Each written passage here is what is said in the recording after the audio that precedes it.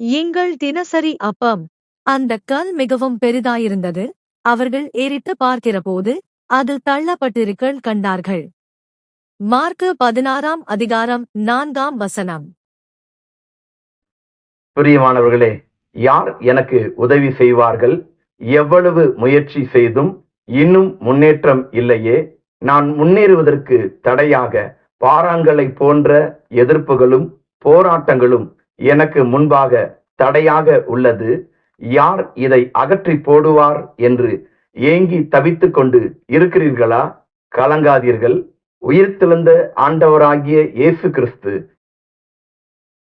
உங்களுக்கு முன்பாக பாறாங்கலை போன்று உள்ள தடைகளை புரட்டி தள்ளுவார். இனி நீங்கள் வாளாக இல்லாமல் ஆண்டவர் உங்களை தலையாக மாற்றுவார்.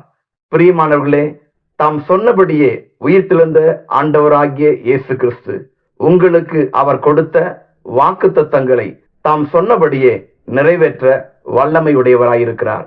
ஆமேன்.